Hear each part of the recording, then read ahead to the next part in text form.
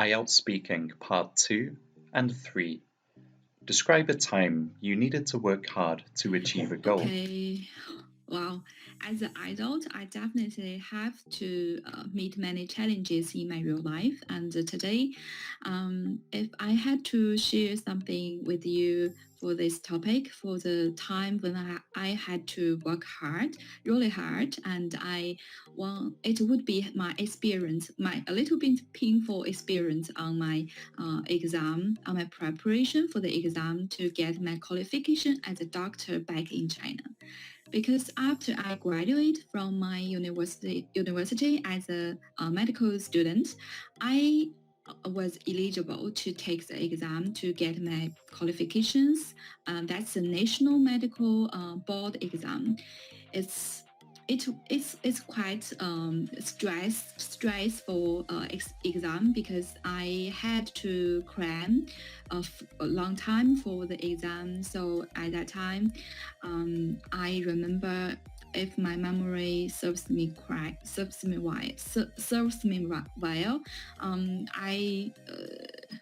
I was worried sick because I was afraid of failing about my exam, my board exam, and I worked my finger to the bone to go through all the materials. I want to remember all the medical terminologies together. But I want to say it's an audio process, but it's rewarding as well because when I passed the exam, I was really over the moon, and I was thrilled to bits when I got the result that I passed the exam. And I just burned many. I burned I burned midnight oil many times at that time, and also studied day and night with my partner together. Okay, just Yeah. hit 2 minutes. Really well done. Okay, so listening to it, it really sounds like your overuse of expressions. For example, we use expressions to emphasize or exaggerate the meaning, Mm-hmm. but we don't rely on expressions to convey the meaning. Okay? So, for Mm-hmm. example, when you were just talking about burning the midnight oil and staying up from Mm-hmm. morning till night, you're using those expressions to convey the meaning. Whereas we would link expressions to, say, a structured sentence to exaggerate or emphasize the meaning. Okay? It's Mm-hmm. okay because you use them really naturally in most cases, but and there are some occasions in your answer where you're trying to remember the sequence of the words in the expression, and you Mm-hmm. stumbled a few times when using the expressions. What Mm-hmm. I'm going to suggest, say, when you use expressions like burn the midnight oil, okay, I would say, well, Mm-hmm. I had to stay up very late every other night and burn the midnight oil, okay, or to Mm-hmm. burn the midnight oil, something like that, because I've conveyed the meaning with the structured sentence, then I just Oh link yeah. the expression to it to exaggerate or emphasize the meaning, okay? But Mm-hmm. overall, fantastic. Okay, I'm really so sounding so critical, but it's a nice bit of advice for you to uh, keep in mind that first we want to convey the meaning with our language, then add an expression to emphasize or exaggerate. Okay, we shouldn't really Mm-hmm. rely on them to express the meaning or convey the meaning. Mm-hmm. Really well done, though, to be fair.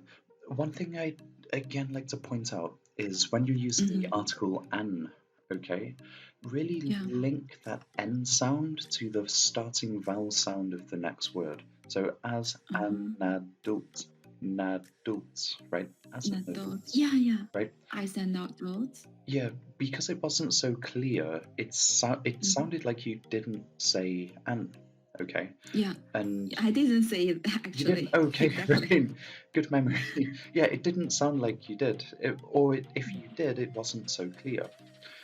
Mm, By linking that N sound of an to the starting vowel sound of the following word, it's much mm, clearer and yeah. it's a very valuable pronunciation feature. Mm-hmm. That's why I will always try to say this instead of that. So I'll always say an hour instead of 1 hour. Okay. Uh, Now, even yeah. though H, it's a consonant, the starting Mm-hmm. sound is a vowel. So we would say Mm-hmm. an hour, right? I'm sure you know, but Mm-hmm. it's a nice rule of thumb. But an hour, an hour, Mm-hmm. an hour. It's like I'm saying Another. an hour, right? An hour. Yeah. This is a very high, like a high band pronunciation feature. Okay. Mm-hmm. Yeah. So I always try to slip in, say rather than say 2 hours, I'll always say an hour, like just because it's nice to show that we can do it. Yeah. I've got really good pronunciation though. I hardly have any feedback for you just because it's so great. So really good job. Okay, Oh, thank you. I'm from the that's best. good. Let's say part three. Okay, let's try the Yeah. part three because it is a very interesting part three. Mm-hmm. Okay. So rather than going in the order examiners do, because examiners tend to start with easier questions and they build up to more difficult questions, I'm just going to keep them quite difficult for you. Yeah. Okay, so is there ever a right time to give up when trying to achieve a goal? Oh, it's a very complicated question, and I try to not be intimidated by it. And if I have to choose the correct time to give up your goals at times, I want to say no, not necessarily. We do not have the distinct boundaries between the correct time or um, uh, uh, the the exact time for us to give up, because it's very varying situations from person to person, and I want to say there's no counting for taste. So for example, when people they want to approach or they want to pursue a career. That's enough time. That's enough time. So Yeah. this is something to avoid, and I Mm-hmm. guess you do this in your exam too, where you've spoken for a good length of time, you've fully answered the question, expressed what you think, but then towards Mm-hmm. the end you start to give that example. Okay. Mm-hmm. Most examiners, if you've been speaking for around 40 seconds, then they will just interrupt you as soon as you say, for example, towards the end of an answer in part three. Okay, Yeah. just because they don't have time to listen to the example, you know. Mm-hmm. But great paraphrase. Oh my god, perfect paraphrase actually. An exact time, right? Is there a right time? Yeah. No, there's not an exact time. And your use Mm-hmm. of distinct boundaries, you're using it in a way to refer to the time when people should. You Mm-hmm. say there's no distinct Mm-hmm. boundaries for when they should or shouldn't give up. So it's really well done, to be fair. That was a really good paraphrase, to be fair. Um, okay, let's try some more. How can parents encourage their children to set goals for later in their life? Mm.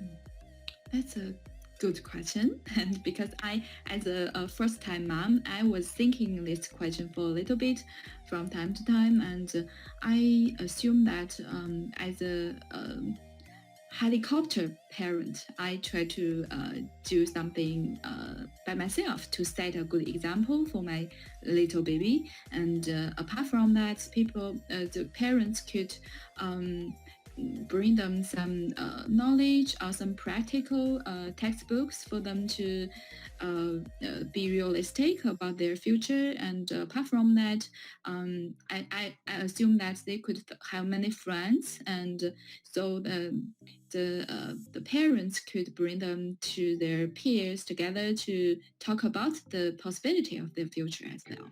Perfect. Yeah, much better length. I'm so glad you didn't add more to it. Yeah, perfect length, really. So this one was developed very well. Okay, Mm-hmm. you introduced the reason why you have this idea by using yourself Mm-hmm. as a reference. Okay, like say, well, Mm-hmm. as a first-time mum, I often think about this from time to time, and then rather than continuing to talk personally, you switched it to Mm-hmm. speak generally like we should. Okay, it's a very Yeah. fine line to cross in part three because we shouldn't really speak personally. We should always speak generally in part three. But Mm-hmm. the way you did it, you used your personal circumstances to explain why you think this, right?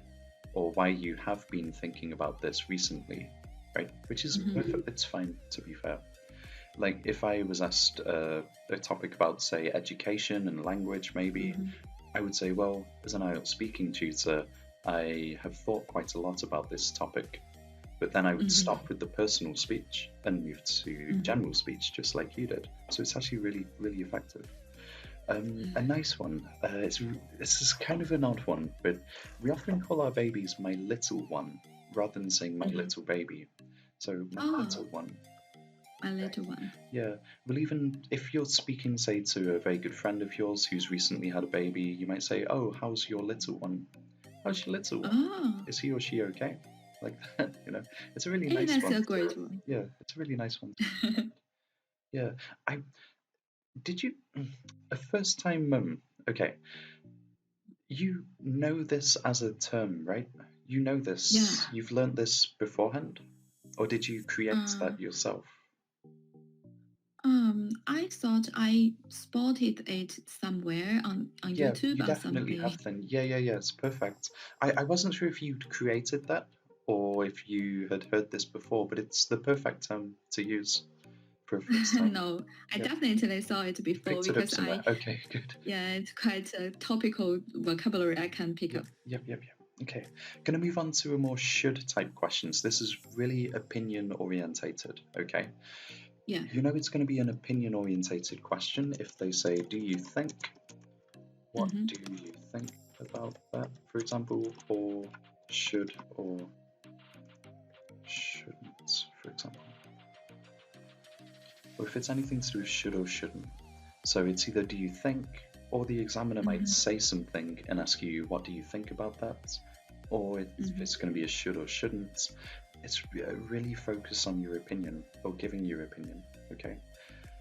Yeah. Okay, so should parents pressure their children into setting goals for when they're older?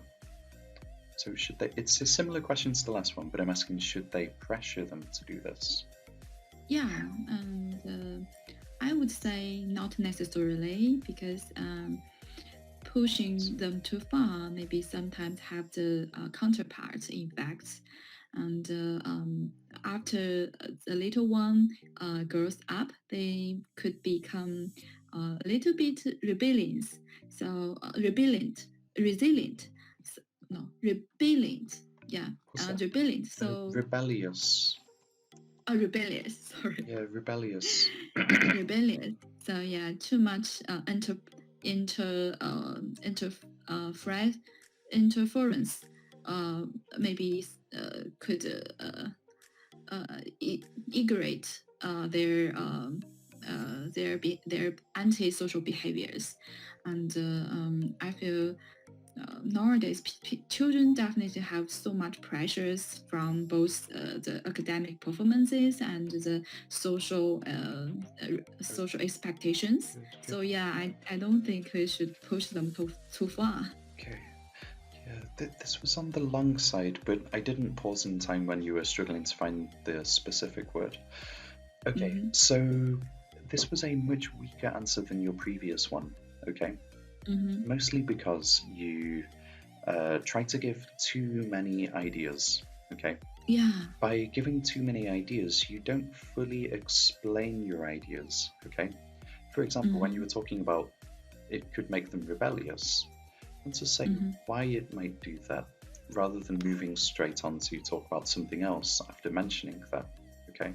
Yeah. One thing to keep in mind with part 3, I'm sure I've mentioned this to you a few months ago, is try to focus on less things in more detail, and the goal is to fully express what you think about the topic, right? So it's better to give a long explanation than many reasons and examples, okay? If you feel like the way I try to do this is I try to picture the examiner as a 12-year-old English kid, okay? And Yeah. they know all the language that I would use, they just don't understand the concepts, okay?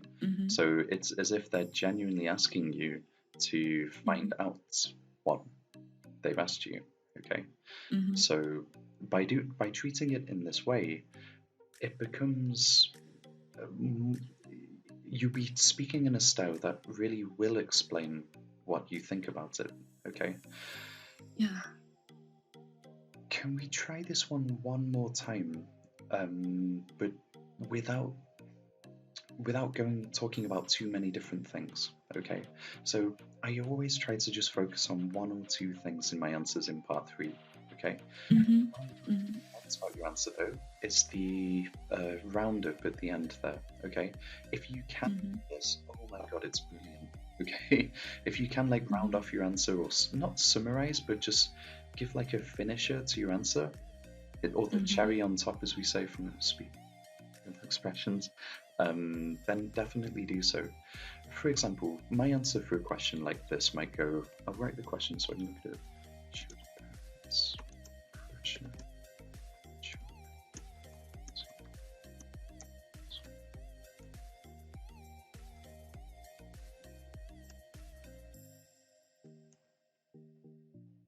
Okay, something like this. I've kind of paraphrased the question, but they would probably Mm-hmm. ask it like this, to be fair. So, Mm-hmm. should parents pressure their children into making goals when they're an adult? Okay.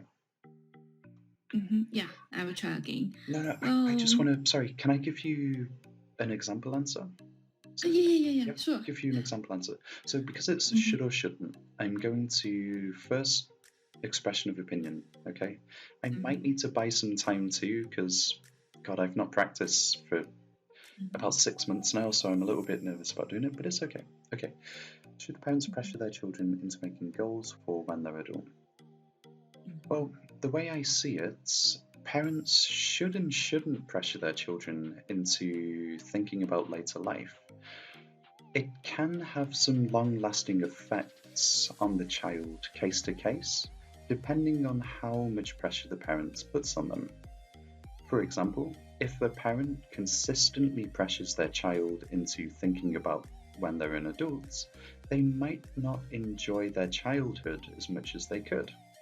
This can have a long lasting effect on the child's life, especially in those precious teen years and pre-teen years too.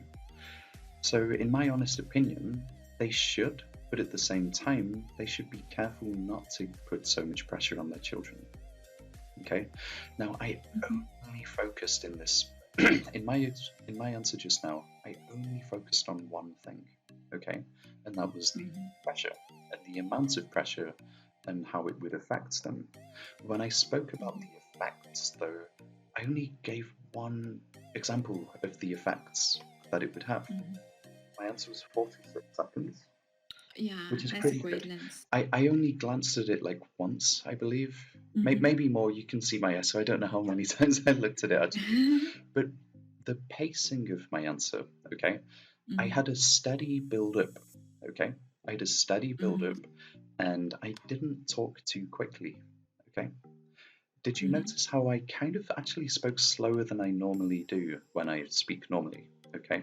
Yeah, This yeah. is a great tip for you if you find yourself stuttering or losing track of your thoughts. Okay, so just Mm-hmm. slow down a little bit. Okay, Mm-hmm. seriously, just slow Yeah, down a yeah. little bit. Take it nice and easy, and remember that it's not how quickly you say or how much you say. Okay, if you're a bit Mm-hmm. slower and a bit more selective, chances are you'll do better in part three. Okay, Yeah. in part one, that's where you want to be quick fire, doing it really fast and just showing off really naturally. Part two, Mm-hmm. points you'll slow down, points you'll speed up, depends on the topic. Part three, though, Mm-hmm. I always really slow my pace down just because it's not easy to talk about this stuff, you know? Like, Yeah, to it's be very challenging. yeah, when I started speaking then, I didn't actually know what I was going to talk about, you know? I Yeah, wasn't sure my same idea. here. Yeah, I hadn't thought it through. I just came up with the first thing I could think of and just made it Mm-hmm. work by constantly referring back to what the question asked me to do. Okay, I Mm-hmm. think I mentioned the pressure like 3 times, right? I Mm-hmm. also use great transferable structures in my answer with a should or shouldn't. I used, well, Mm-hmm. they should, and also they shouldn't, because I guess it's case to case. and it totally Mhm. depends on the amount of whatever it would be. So it could be, should Mhm. parents send their children to school or teach them at home? Okay, I would Mhm. pretty much use the same structure with, well, I guess parents should and they shouldn't, case to case. I guess it totally depends on what the child is like and the parent's ability to teach them at home. And then I would just Mhm. develop it further, only for about 20 or so seconds, but then I try to round it off. Myself, I Mhm. always try to round my answers off in part three, but it's Mhm. not possible. Like, um, you can't always do it because you don't know the time. You have a Yeah. feeling for the time, but then again, I've been doing this for like 4 years. I've prepared myself for 4 individual IELTS tests myself, and I still Mhm. can't do it, so I wouldn't worry too much about doing it, to be fair. Um, yeah, but overall, really good. I hope that helps you, by the way, listening to that. Um, Mhm. okay, let's continue with a few more. We've got loads of time, so It's okay. Thank you for your demonstration. that's I fine. got the idea Yeah, from you a lot. the main thing is cadence, the pace of your answer. Okay, just slow down a bit, Yeah. think it through. Don't talk about too many things, but give lots of detail. Okay, Yeah, exactly. okay, The so more haste, the less speed. pretty much, yeah, I'd go with it. Okay, how can people deal with failures if they don't achieve a goal that they set? Oh, um, it's a very tricky question for me because I feel everybody could be free of doing something with the unpleasant result, and I am no exception.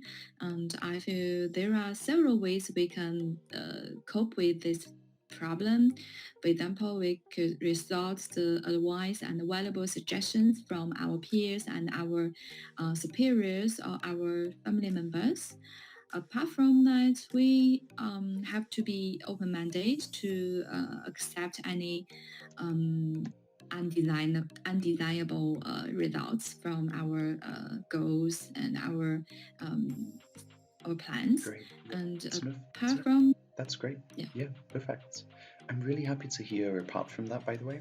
It's less common in IELTS speaking. You rarely hear people use it, but it's perfect for speaking tests. It's very appropriate. Slightly off with the pronunciation this time. I think you said yeah. expection, but it was exception. So Oh yeah, expection isn't a word. exception. Yeah, exception. Just misplaced the P, but yeah. Hmm. I knew what word you said, but it did cause me to need to think expection. Yeah, 'Cause it's I prepare this sentence structure for a while because I feel right, right. I shouldn't always give the simple answers like yes I do, no I disagree, Of course. something. Yeah, yeah. I want to give some different answers to Mhm, say yes I totally agree with that. I want to say yeah I'm no exception, yeah. and apart from that I already prepare other structure like Great. such is human nature that people afraid being a failure, be free. How to say? People afraid of being failure, being a failure. Afraid of failing. Yeah, or afraid of Yeah, failure. Yeah, yeah, afraid of failure. yeah. Yeah, People are afraid of failure. To be fair, this yeah. I is try great. to use it. Yeah. I was Structures. Yeah, it's great to learn structures, to be fair. We shouldn't learn, say, Mm-hmm. answers or repeat things, but we should learn structures and try to use as many of them as we can, that we've already learned. Um, Yeah, and the last time when I did my real exam, I try to recall which structures I want to use, and I definitely use this. I am no exception. yeah, it's a lovely one to use. Yeah, it's great. I'm really happy with that. So I don't, you've, I've not spoken to you in a while, so I just want to mention, I'm Mm-hmm. actually creating a course right now for Udemy Mm-hmm. about structures that you can apply to IELTS speaking. Okay. Oh, great. Yeah, it's going really well. I've done over 100,000 words already, which is a Wow, lot of writing. amazing. Oh my god.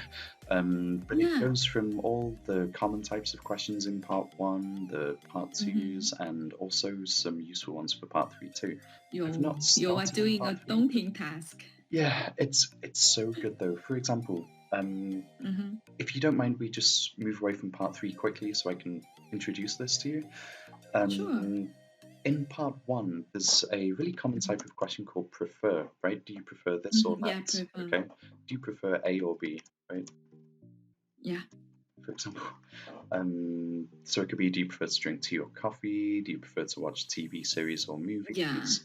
Do you prefer to take a long break or many short breaks? Do you Yes, prefer to go exactly. abroad or stay in your country when you go on holiday? Things like this. Hmm. So many different ones. Pens and pencils too. Do you prefer to write with the pen or but so many, right? Hmm. Very common type of question. Okay. Hmm. My answer: do you prefer A or B? Well, if I had to choose between them, I'd probably pick A. So there's nothing wrong with B. Actually, B is pretty good.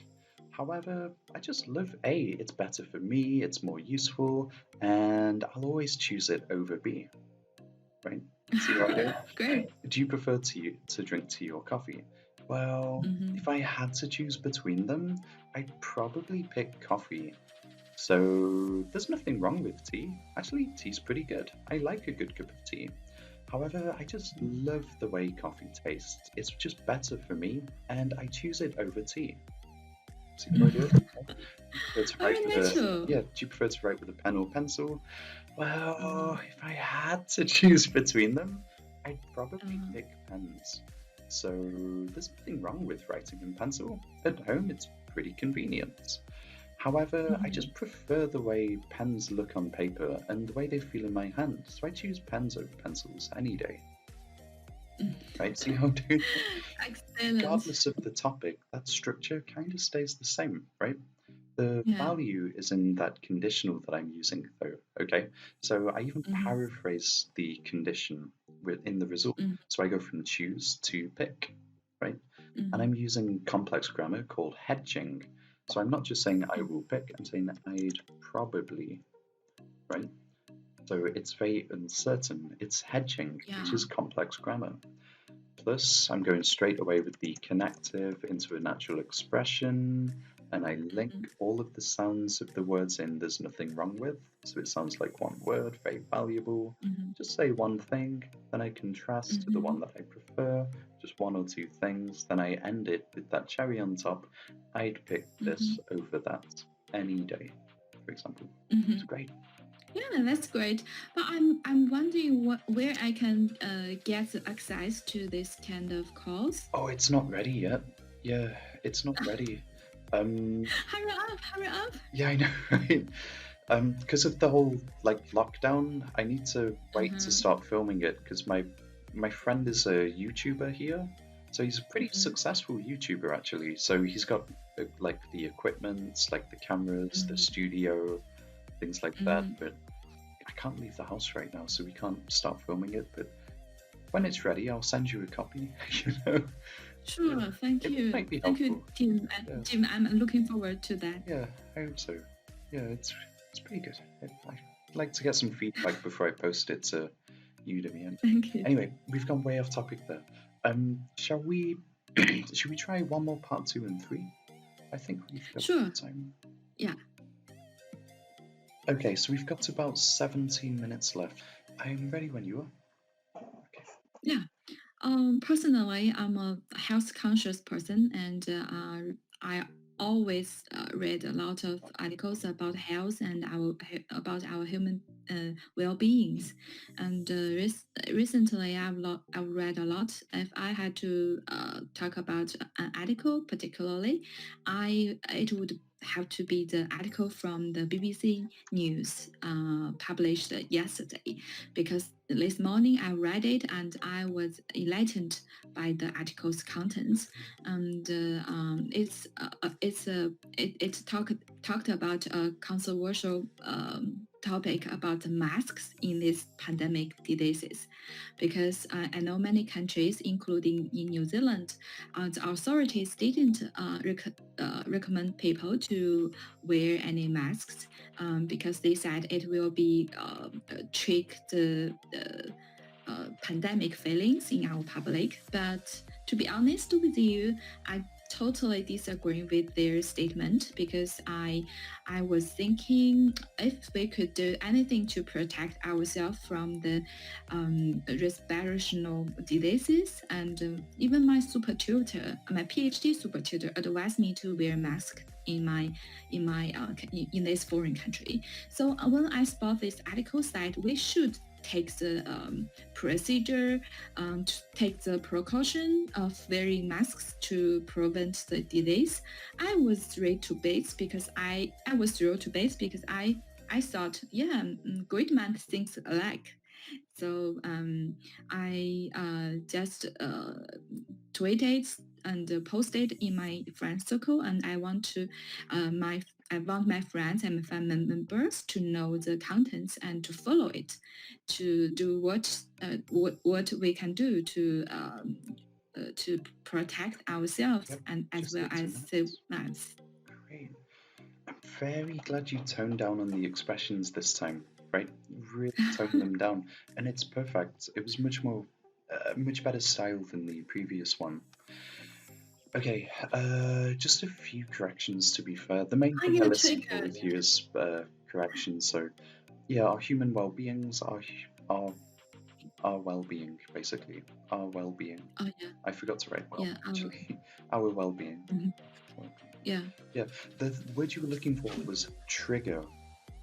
Trigger. yes, exactly. Trigger. It's a really informal word, to be fair. It's quite a modern word too. Um, Mm-hmm, we've not used trigger in the way that we use it in recent years, before in mm-hmm. history, to be fair. But it's a really appropriate word, right? It triggers people Yeah. to blah blah blah, right? It's really good. Mm-hmm. One thing that was off was the pronunciation of this word. Oh, respiratory. Yeah, respiratory, it's okay because I fully understand what you say, okay? Mm-hmm, But this is a very difficult word to pronounce, okay? mm-hmm. Respiratory, Yeah. respiratory, okay? Oh, Now, respiratory. it's easier just to say viral, okay? It's a Oh, viral viral. disease rather than saying a respiratory disease, okay? Yeah. Viral would mean something that's, say, passed through the air and we can breathe it Mm, into. So I really feel viral is just the easier the easier choice in this sense. Okay. Um, yeah. I will avoid use the difficult pronunciation to lower my band. So yeah, I will try to avoid it. I would say so. To be fair, it wouldn't affect your pronunciation score too much because you've already achieved the 7, so it didn't cause any major problems for me to understand what you said. Okay. Mm-hmm. For example, most native speakers say this word incorrectly too. It's a very rare word to use in our daily language. Okay. Yeah, exactly. Plus, with the complex pronunciation of it, people don't say it often. You know. Yeah. Yeah. Same with friends in circle. Okay, let's try the part 3. We're going to move straight to the part 3 of this. Okay. Just ask about both. I just need a second to collect my thoughts with the questions. Mm-hmm. No problem. Take your time.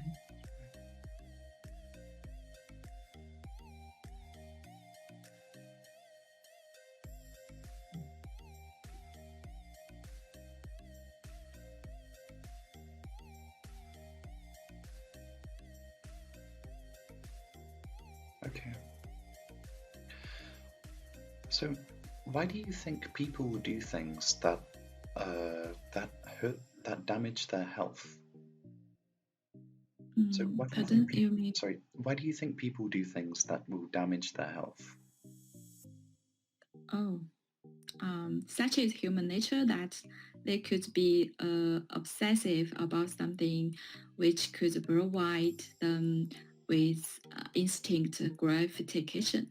because people are more willing to gain the joy and the enjoyment, the pleasant experiences from something. Maybe definitely mm, uh, take a toll on their health. For example, the staying hours and hours and playing indoor to play video games with their friends, because it's easy and they could gain many happiness and many excitement from this kind of activities. But in the long run, it's definitely bad for their health. Great. Perfect length as well. Great way to summarize too. You really rounded that up perfectly. This was much better than the way you started on the previous topic, right? Because you were Yeah. mostly focusing on the pleasure side of things, that instant gratification, like you said. Then you just went into details about one example of it, right? Perfect. So much more Mhm. coherent. I'm really happy. Plus, good timing Thank you. too. Because yeah, after you told me this, I just get rid of the actual ideas or the Yep, vocabulary I want to use. I just focus on one point. yep. And explain it as well as you can, right? You've got to really express your thoughts clearly, right? By doing that, it's Actually, great. I think of another point like the making profits, earn a good money from that. But my brain said, let it go and I'm just focus on I'm the yeah, I'm really happiness. glad you let that go because it's not so relevant to what you first mentioned with the instant gratification, right? You got to think Yeah. with the coherent side of things, okay? If you are Mhm. focusing on that one thing, it's going to be much more coherent than talking about something unrelated to what you originally said, okay? Mhm. So we've got Yeah. to avoid. This is why, whenever I do give an example or reason, and I'm going to give one or two, I will always Mhm. try to keep it relevant to the first reason. Okay, it's the same Mhm. in part one. If you remember when we first spoke to each other, it was a long time ago, but when we Mhm. first spoke to each other, I mentioned, were you healthier as a child than you are today? So when we Mhm. contrast between the two things, let's say it's an Mhm. advantages and disadvantages type question in part three. The Mhm. advantages, I will try to say the flip side of the advantages with the disadvantages rather than Mhm. having a very unrelated disadvantage, if that makes sense. So, with the Mhm. healthier as a child than you are today, my reasons would be, well, yeah, I would say so. Looking back to when I was a kid, I used to play outside all day, every day with my friends and eat my mum's good home cooking. That's my answer. It's exercise and diet. However, Mhm. in recent years, I hardly have enough time to exercise because I'm so hectic with work and I eat Yeah. whatever I want to. So it's the flip side, right?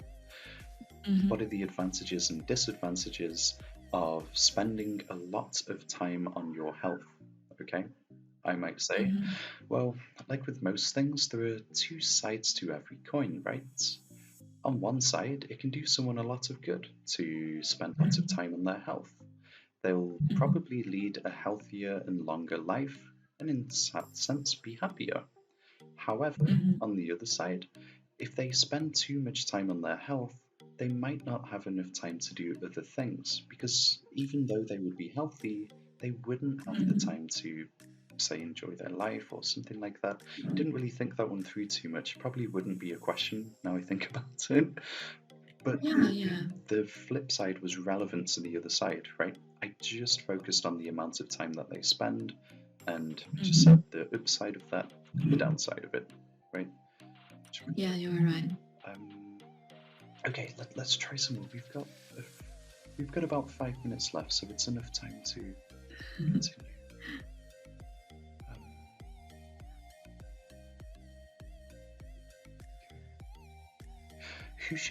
who is responsible for educating the public on health? Mm, you didn't give any given a range of the professionals like the government or the doctors or the other friends. Yeah, could be. Like, should people Okay. educate themselves, or should they rely on the government to? Uh, yeah. So, who should be responsible for educating people on their health?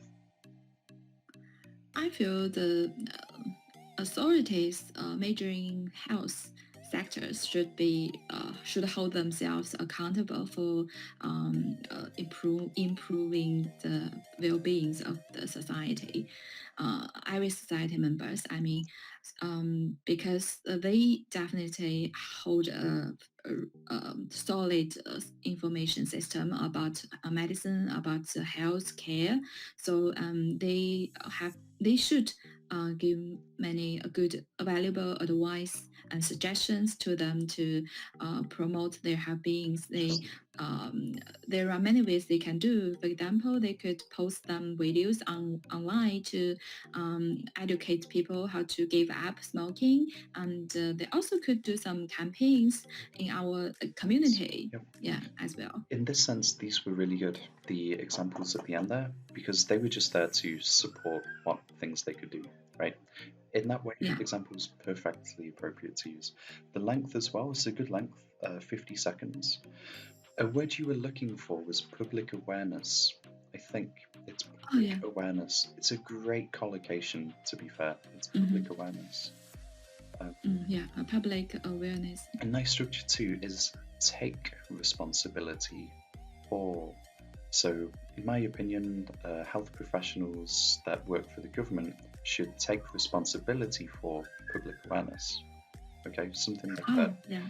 And I said hold themselves accountable. That's great too. Yeah. Hold yourself accountable or take responsibility for. But both are fine. They're very synonymous. We'd use them in different situations, but they both work in that situation, to be fair.